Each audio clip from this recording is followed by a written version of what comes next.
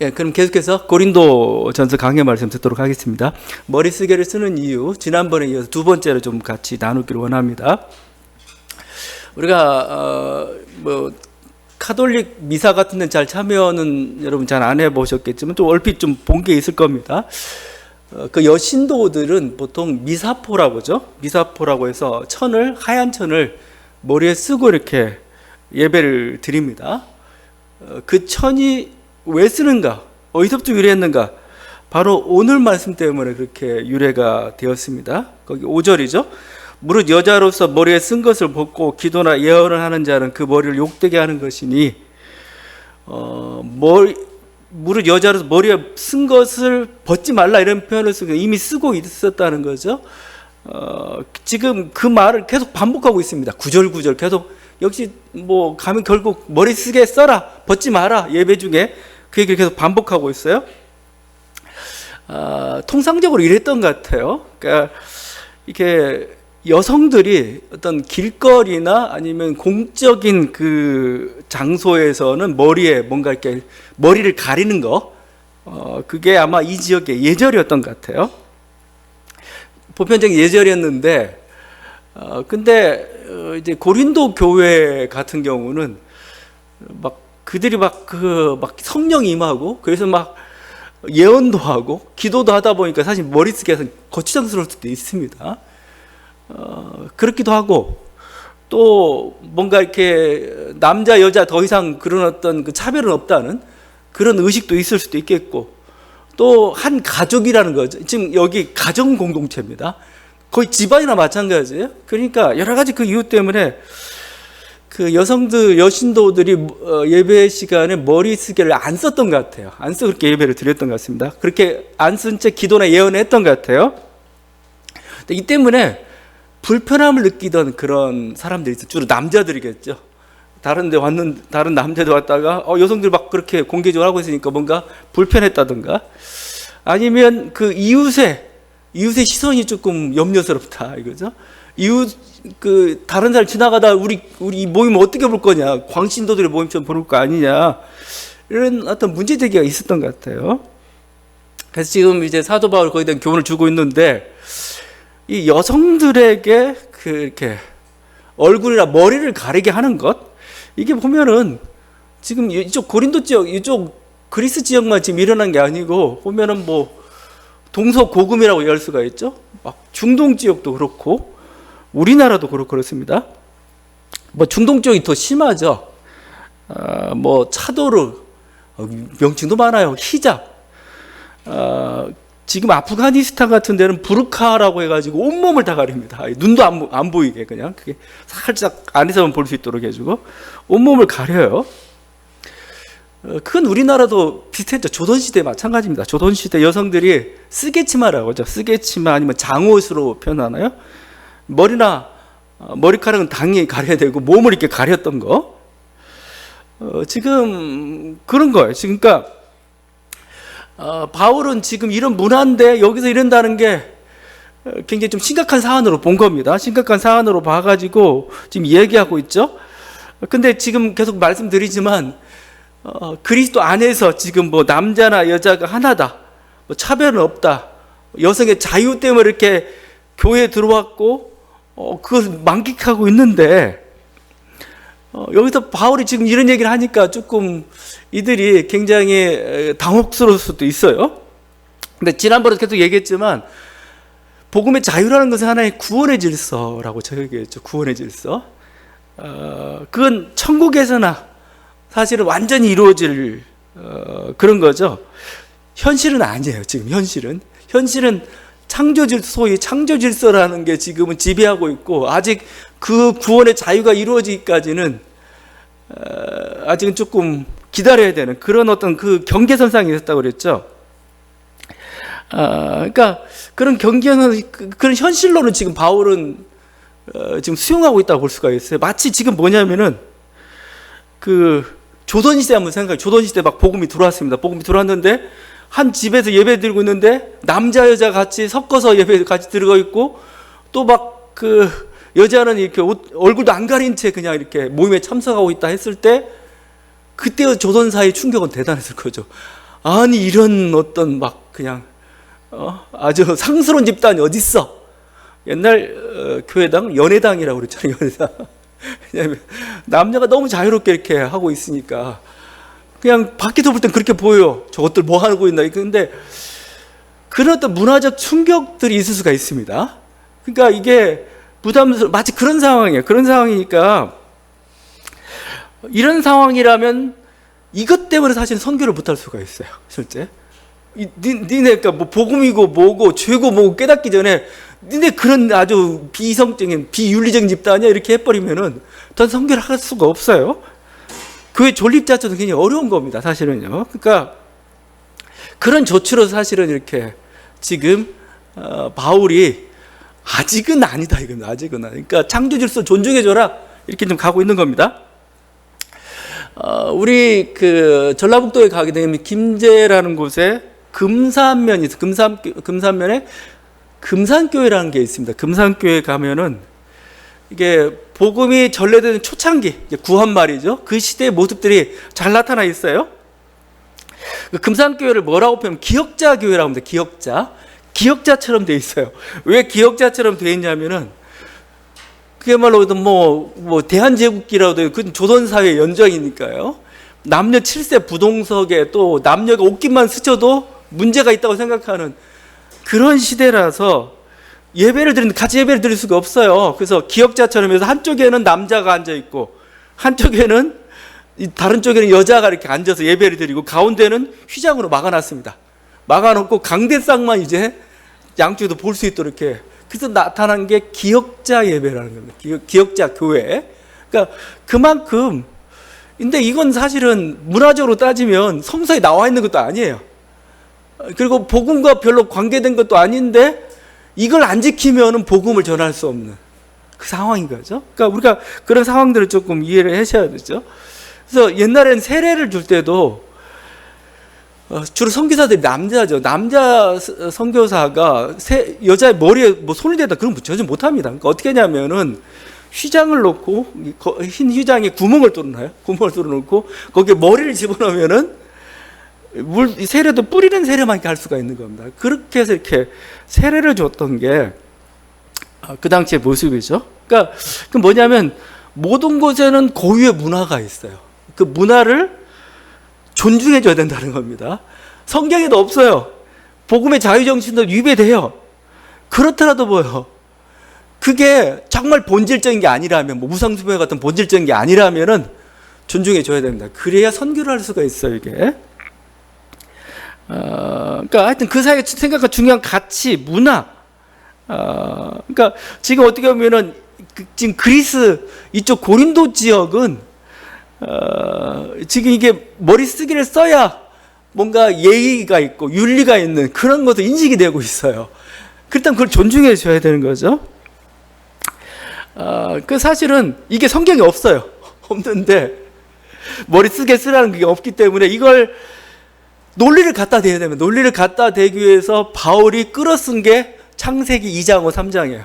창세기 2장 3장이 창조 질서를 가지고 이렇게 했는데 제가 전에도 얘기했지만 지난 시간에도 얘기했지만 좀 궁색합니다. 사실 궁색해요.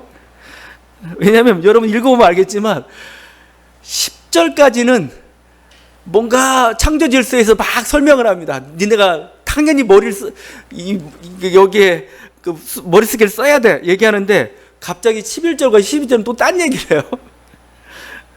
근데 실제적으로 보면 왜냐하면 10절까지 결국 어떻게 가냐면 결국 뭐 여자가 남자를 위해 있다. 남자가 먼저 낳고 뭐 이렇게 하다가 갑자기 이러니까 그동안 자기가 얘기했던 그 갈라디아 3장 28절 같은 더 이상 그리스도 안에 남자나 여자나 아무도 없어. 이제 차별도 없어. 하나야라고 얘기했던 게 위배되는 거고 아마 그때 여신도가 손을 들고 반발했을지도 몰라요.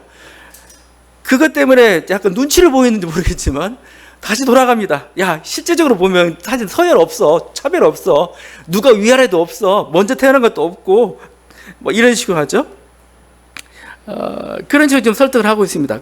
달래고 있는 거죠.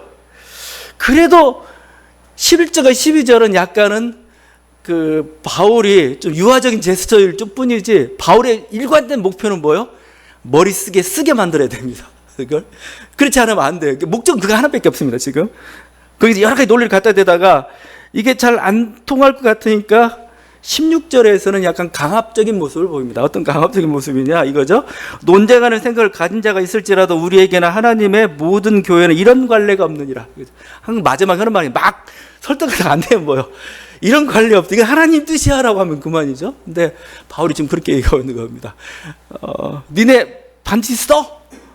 논지 이거죠. 다른 관례 없어. 잠만 말고 내 말 들어 이거죠.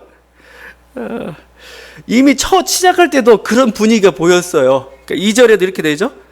너희가 모든 일에 나를 기억하고 또 내가 너희에게 전하여 준 대로 그 전통을 너희가 지킴으로 너희를 칭찬하노라. 이건 뭐 하겠어요? 그동안 내가 전해줬던 거 잘 지켰구나. 이번에도 들어라. 그래서 바울이 제가 이제 바울의 심리 상태를 지금 좀 꿰뚫어 보니까 이래요. 바울도 얘기하면서 약간 멈칫멈칫하는 게 있어요 지금. 그러니까 앞뒤 2절과 16절에 그래서 일단은 그냥 들어 이런 식으로 지금 얘기하고 있는 모습을 볼 수가 있습니다. 바울은 고린도 교회도 굉장히 권위적이 아니에요. 권위적이 아니 절대 보면은 권위적이 아니고 항상 보면은 뭔가 약자 위치처럼 있어 항상. 그래서 항상 설득합니다. 설득하고 온갖 부지런함을 해가지고. 그래서 바울 항상 그래서 문제가 생기면 그 교회에 가길 원해요. 직접 가길 원합니다. 그 가서 해결하려고 그래요. 자기가 가서 해결이 안 될 것 같으면 다른 사람을 보냅니다. 근데 다른 사람 그것도 여의치 않으면 마지막 쓴 게 편지예요. 편지를 써가지고 이제 설득하는 거예요. 이제 그만큼 어떻게 보면 고린도 교회 자체는 굉장히 전 민주적이라고 해요. 굉장히 민주적이고 굉장히 자유를 이미 누리고 있는 그런 공동체입니다. 바울은 그 속에서 뭔가 내가 사도니까 내 말 들어 이런 식으로 가지는 않아요. 설득하고 계속 설득해가지고 자기를 따라오도록. 근데 그것도 좀 여의치 않는. 그래서 제가 그 바울에 대한 논리를 계속 쫓아가다 보니까 지금 11장 2구절이 가장 바울이 비굴하게 좀 나타나는 모습이 나타나고 있어요. 2절과 16절에 내 말 좀 들어 뭐 이런 식으로 가고 있죠. 그만큼 약간의 저항도 생각했던 저항도 있지만 이건 잡아야 된다 이렇게 하는 거죠.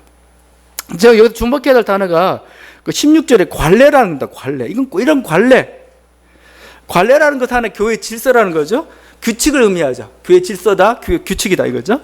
근데 관례라는 건 어떻게 형성되냐면 당시의 문화를 반영해가지고 관례라는 게 항상 형성이 됩니다. 관례라는 게. 바울이 만약에 성서가 있었으면 이건 성경의 뜻이야 이렇게 얘기했겠죠. 근데 머릿속에 관련된 조항은 없으니까. 그렇지만 하나의 규칙처럼 이제 있었던 거. 그 규칙이라는 것은 이쪽 지역에서 이게 필요해서 생성된 거죠. 문화와 관련된 거죠. 근데 제가 이 문화, 관례라고 얘기하면은 관례는 항상 시대와 하나 지역의 특수성을 가지고 있어요. 그게. 거기에 국한된 거예요. 그러니까 만약에 문화가 바뀌었어요. 문화가 바뀌면 지킬 필요 없어요. 그게 관례인 겁니다. 실제는요. 어떤 문화 때문에 형성됐는데 이 문화가 바뀌었어요. 그러니까 지금은 조선시대가 아니잖아요. 조선시대에는 구한 말에는 그런 필요에 있어서 머리쓰개를 아니면 쓰개 치마를 쓰고 가리고 했어야 되지만 지금 그럴 필요가 없잖아요. 근데 그게 관례니까 지금도 현대사회도 써야 한다라는 것은 굉장히 어리석죠. 고루하다고 합니다. 고루하다고 하죠. 그냥 관례고 그렇게 하지 않으면 안 되기 때문에 중요한 게 본질이 아니라는 겁니다. 본질이. 그쪽이 그러니까 우리도 거기에 가쓰고 양반의 보직장을 입고 이런 사회 속에서 나는 그냥 양복 입고 하겠어. 그건 아닌 거죠. 또 양복이 그렇게 중요시되는 그 사회 속에 나는 그냥 청바지 입고 가서 전화 그것도 아닌 거죠. 왜냐면 근데 그게 또 본질도 아니에요. 왜냐하면 사람들이 인식이라는 겁니다. 인식이 그게 권위 있다고 생각하니까 그게 예의라고 생각하니까 거기에 맞춰주는 겁니다. 예의가 바뀌었어요. 사람들이 더 이상 청바지를 입건 양복을 입건 더 이상 그게 아니에요. 아니면 뭐요? 바꾸면 되죠. 제가 신학교 때 노예 모임이 있는데 갑자기 노예 목사님들이 전도사죠. 근데 오라고 해가지고 공부하다가 바로 불이 나게 갔는 바람에 그냥 평상시 복장으로 갔습니다. 갔다가 얼마나 혼났는지 몰라요. 왜 양복을 안 입고 왔냐는 거야. 전도사한테 하는 말이. 그래서 하는 말이 아직도 기억나네. 이 넥타이는 우리의 십자가야. 그래서 넥타이가 무슨 십자가야? 이거 가져. 이게 해야, 왜냐면 권위가 쓰고, 우리 항상 이래야 된다는 겁니다. 그래서 근데 저도 지금 계속 이 넥타이를 고수하고 있습니다. 근데 고수하는 이유는, 이제 그 문화는 이제 사라졌지만, 뭐 요즘 뭐, 잘 나가는 교회는 이제 아주 심플하게, 아주 가볍게, 입고 말씀을 전하기도 하지만, 그게 좀 번거롭고 비싸서 못 하겠더라고요. 야, 지금은 넥타이가 제일 싸요. 그냥 이렇게 양복과 넥타이 입으면 그냥 간단하고 아무 생각 없이 할 수가 있는데 차려입으려면 좀 복잡합니다. 하여튼 그게 문화라는 거죠, 문화. 근데 더 이상 그 문화가 의미가 없으면 안 입어도 되는, 이건 중요한 게 아니거든요, 지금. 뭐 그렇다고 해서 뭐 그 시대가 다 이렇게 권위 있게 인정하는데 그걸 버리고 나만 그냥 하겠다. 그것도 굉장히 모험을 좀 각오해야 되는 그런 일들 뿐이죠.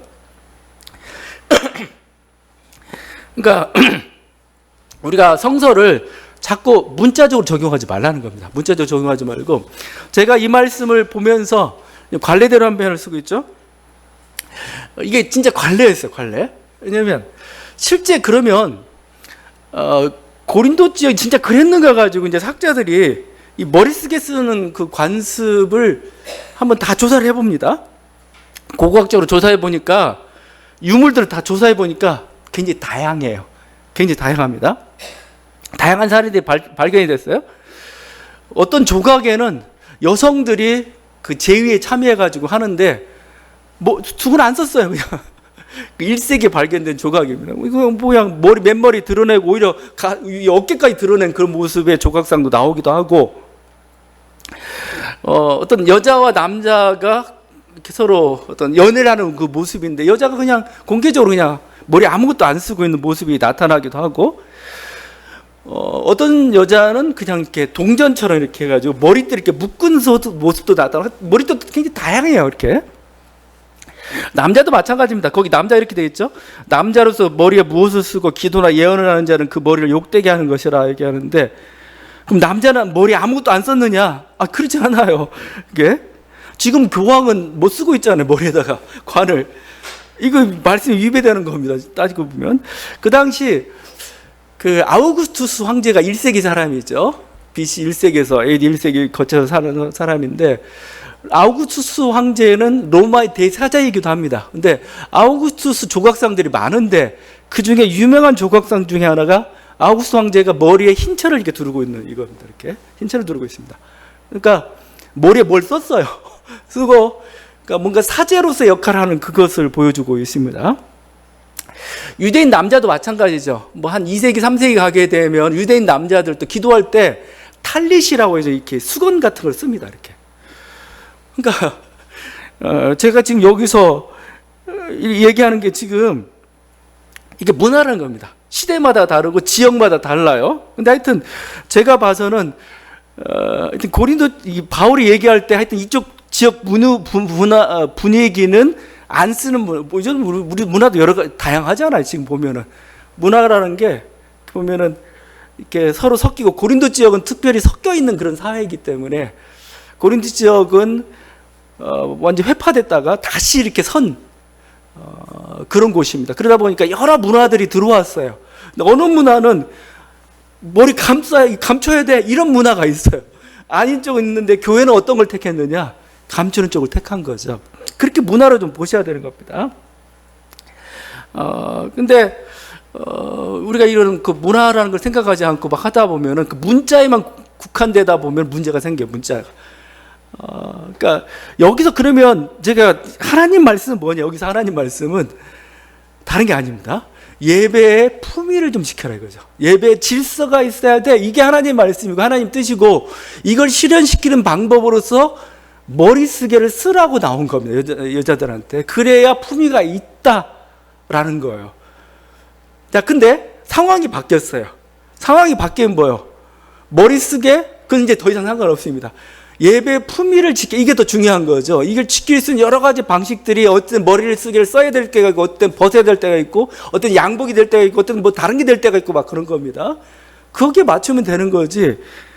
머리쓰개라는 문자에 갇히면 안 된다는 겁니다. 하나님 말씀은 예배 품위를 지켜라. 여기에 지금 초점이 있는 거죠. 문화가 바뀌었으면 뭐요? 이런 머리쓰개랄지 이런 문자적인 이런 것들은 자유로워질 필요가 있어요. 그러니까 제가 지금 타종교지만 이슬람도 그러죠. 이슬람도 뭐 히잡이나 차도르 아니면 뭐 부르카 이것들이 이제 그만둬야 된다고 저는 생각을 해요. 뭐 이건 전통 아니에요. 왜냐하면 여성들이 불편하고 있잖아요. 실제적으로 인권 차별적인 요소들을 느끼고 있고 그것 때문에 지금 이란에서는 막 엄청난 폭동들이 일어나기도 하고 자유를 부르짖고 막 있는데 관례라고 해가지고 이렇게 그걸 자기들 코란에 기록되어 있다고 여전히 그걸 강요하고 있다는 것은 이건 마치 어떤 느낌이냐 우리 기독교 근본주의자들 아니면 성서 문자주의자들 보는 느낌이에요. 마치 경건하지 않습니다. 그건 경건한 게 아니고 저희 볼 때는 어리석습니다. 어리석어요. 마호메트가 있었다면은 아마 벗으라고 했을지도 몰라요. 근데 마호메트가 했던 말이니까 그냥 그걸 그냥 이렇게 그런 어떤 불편함을 인권과 차별을 그렇게 강요하는 식의 형태를 지금 취하고 있는 거죠. 문화라고 보지도 않아요. 그거 더 이상 그건 없어야 될 문화고 카톨릭에서 그냥 머리쓰게 쓰는 건 이건 그냥 어떻게 따지면 애교로 봐줄 수 있잖아요. 이건 그냥 이건 의미도 없습니다. 더 이상 의미도 없고 우린 전례적으로 이렇게 예배를 드려왔으니까 이렇게 이런 식으로 드리는 거고 이건 또 뭔가 차별적인 요소나 아니면 뭔가 불편함 요소는 없잖아요. 그냥 아름다운 전통처럼 보이잖아요. 그냥 그래서 쓰는 겁니다. 그건 그 이해를 해줘요. 근데 부르카는 아니죠. 이거 히잡이나 어느 배구 선수 보니까 저기 이슬람계 좀 배구 선수 여전히 히잡을 쓰고 그 차도로인가요? 쓰고 막 그렇게 배구를 하고 운동을 하는데 땀나고 막 그러는데 그걸 언제까지 이렇게 봐줘야 되는지 이게 이 코란뿐만이 아니고 이슬람뿐만이 아니고 교회의 성서 문자주의자들이 가지고 있는 그들의 한계입니다. 머리쓰게 쓰라고 했잖아. 이렇게 나와버리면 문제죠 이게 지금. 자, 이게 지금 머리쓰기와 관련된 이 말씀인데 지금 이게 여기서 우리가 하나님 말씀이 뭔가 한번 계속 좀 찾아가 봤으면 좋겠어요. 정말 하나님 말씀이 뭐냐? 머리쓰기 쓰라가 아니라고 제가 얘기했죠. 하나님 말씀은 예배의 품위와 질서라고 했는데 한번 보세요. 그러면은 이겁니다. 지금 이제 고린도 교회 예배가 좀 굉장히 그 분위기가 생생하게 나타나기도 하는데 사절에 보게 되면 이렇게 돼 있어요. 남자는 예배에서 머리에 쓰개를 쓰면 안 된다라고 얘기해요. 왜 남자는 머리쓰개를 쓰지 않아야 되는가? 여러분 좀 이해가 좀 안 갈 수도 있습니다. 근데 이겁니다. 남자의 머리는 그리스도를 반영하고 있어요. 그러니까 바울의 논리입니다. 그리스도를 반영하고 있기 때문에 뭐예요? 예배 때는 뭐예요? 머리를 노출시켜야 됩니다. 그래야 그리스도의 영광이 드러날 거 아니에요. 이거 그러니까 남자의 머리를 보면 저건 그리스도의 영광이야. 이거죠. 그걸 상징하는 거기 때문에 드러내야 되는 겁니다. 바울의 논리입니다. 그러니까 마음껏 드러내는 거죠. 만약에 가리면 뭐예요? 영광을 가리는 것과 마찬가지라는 겁니다. 바울의 논리는. 그 다음에 그럼 여자는 머리쓰개를 써야 됩니다. 왜 그러냐면 여자의 머리는 남자의 영광을 반영합니다. 여기 남자의 영광이 제가 여자라면 남자의 영광 머리도 빛나고 있어요. 그래서 뭐예요? 예배 때는 그걸 가려야 돼요. 이걸. 왜냐하면 예배 때는 인간의 영광이 드러나면 안 돼요. 인간의 영광이. 그러니까 이 구절이 사실은 헷갈려요. 이거 왜 그러지? 근데 제가 막 주석서를 보고 제가 연구한 결론은 이건 남자의 그걸 드러내기 때문에 영광을 드러내기 때문에 가려야 되는 거고 남자는 반대로 그리스도의 영광을 드러내기 때문에 가리면 안 돼요. 이런 식으로 논리인 거예요. 지금 바울의 논리를 쫓아가게 되면 그래서 이 어떤 그 인간의 영광을 제한하거나 그리스도의 영광을 드러내는 거 이걸 목적으로 지금 그런 식의 논리를 지금 펼치고 있습니다. 그러기 위해서는 우리가 관례라고 한 그것을 지켜야 된다라고 논리의 근거를 갖다 댄 거죠. 10절도 같은 맥락인데 10절도 그러면 여자는 천사들로 말미암아 권세 아래에 있는 표를 그 머리 위에 둘지니라. 갑자기 천사들까지 등장했습니다. 천사들. 이 천사들이 그 유대교의 그 쿰난 공동체라고 있습니다. 거기에서는 성도들의 모임에 천사들이 함께합니다. 그래서 이게 쿰난 공동체만 그런가 했더니 보니까 실제 요한계시록도 그렇습니다.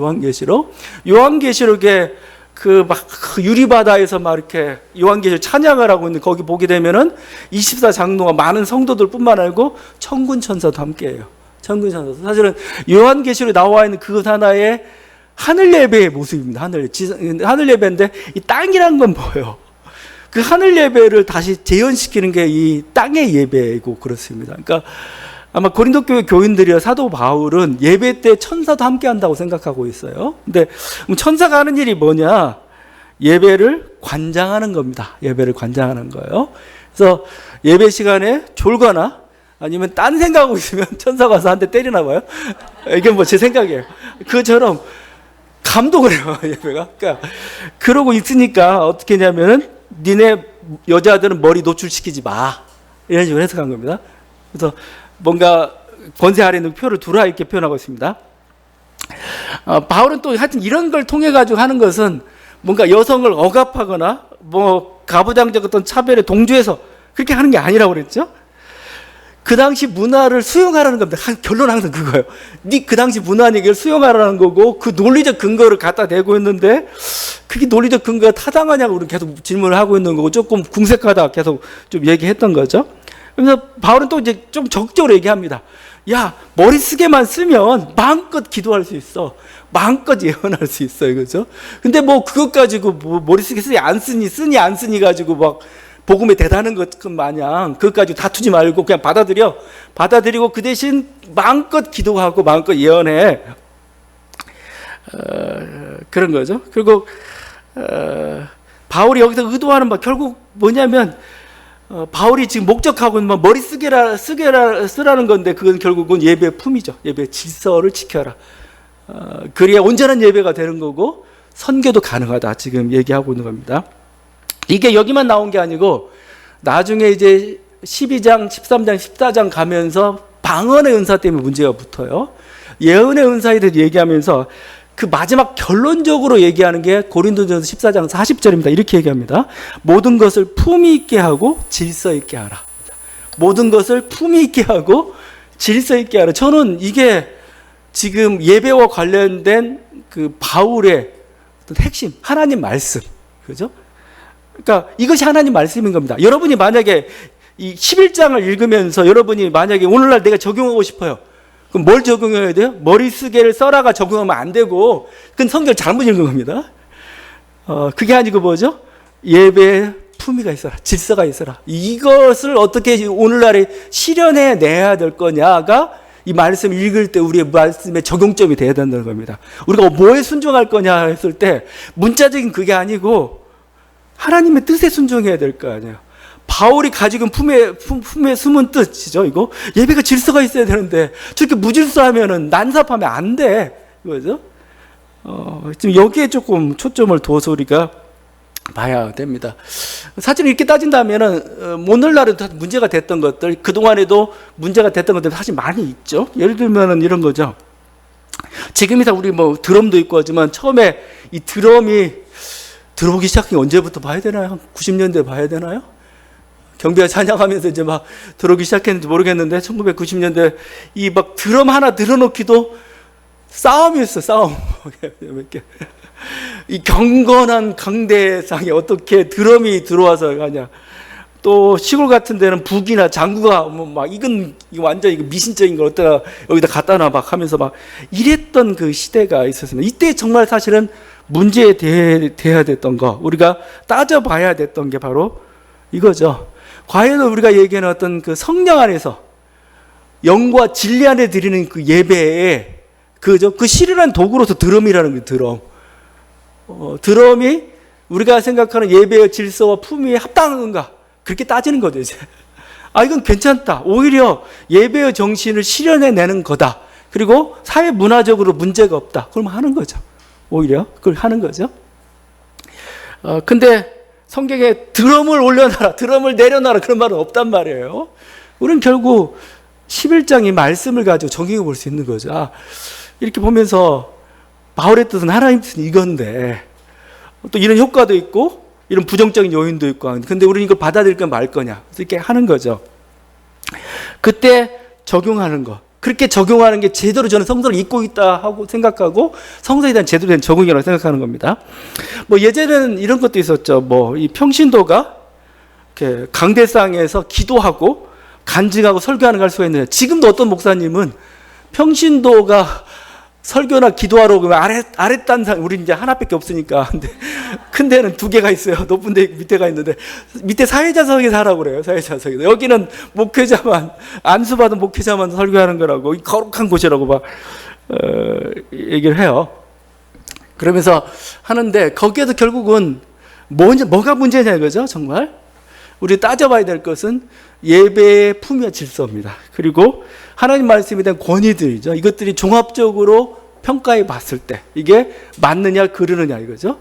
아니면 여기 이제 만 제사장까지 다 나올 수가 있겠죠. 모두가 다 말씀을 선포할 수 있는 권리들을 가지고 있는데 여러 가지 논리들이 다 펼쳐져 가겠지만 그 모든 것을 종합해 가지고 결국 나오는 게 예배의 품위와 질서입니다. 이게 맞는 거냐, 거기에 입각해서 할 수도 있고 안 할 수도 있고 뭐 여러 가지 것들을 우리가 결정할 수 있겠죠. 근데 이제 교회의 추세는 뭐 다 하나님 말씀 받은 자로서 당연히 가능하다 간 거죠.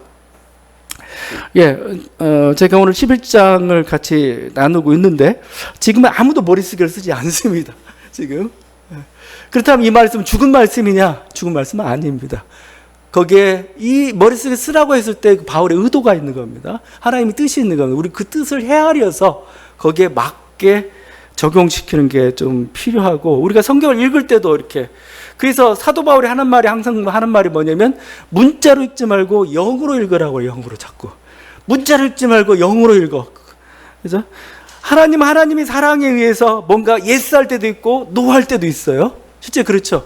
하나님 사랑 때문에 성전을 건축하라 할 때도 있고 성전을 무너뜨리라고 할 때가 있습니다. 성전은 사탄의 전처럼 얘기할 때도 있고, 아니면 성전은 하나님 계신 곳이라고 얘기할 때가 있어요.